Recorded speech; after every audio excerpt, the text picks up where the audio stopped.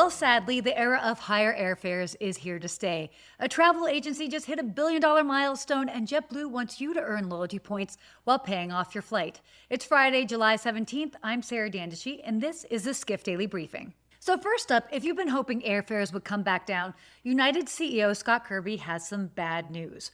On an earnings call just this week, he basically said the era of dirt cheap flights is over.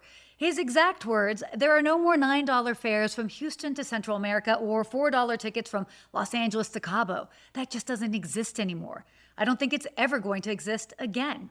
Well, not exactly exciting news, but here's why. The whole cost of running an airline has gone up. Airport fees, labor, maintenance, all of it.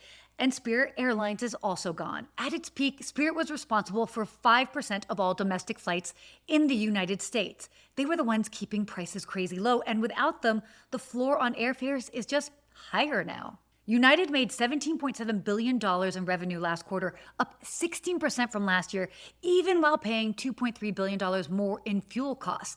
And Kirby said they implemented another price increase just this week. Now, the takeaway from this, budget travel isn't exactly dead, but the days of stumbling onto a $9 flight, well, those are long gone. Next up, remember when everyone said travel agencies were finished?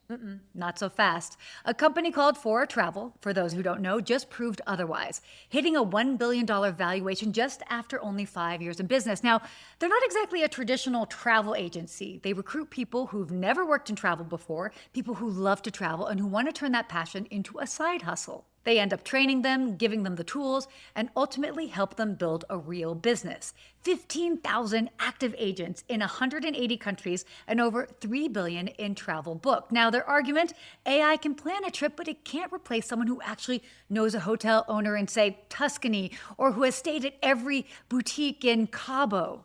Human taste and relationships are becoming more valuable, not less. $1 billion worth of investors are also betting that they're right.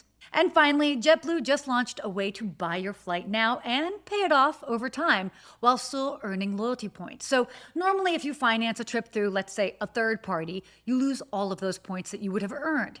JetBlue's new deal with a startup called Clarity Pay keeps those points inside their loyalty program. Sounds great, right? But there's a catch. The interest rate can go up to 36% APR. So if you're carrying that balance for a long time, you could end up paying a lot more than the ticket was actually worth. So in a nutshell, creative way to make flying more accessible. Just be sure to read the fine print first. Well, that's it for the Skift Daily Briefing. For more industry news, head to skift.com and subscribe at skift.com/daily. Thanks so much for listening.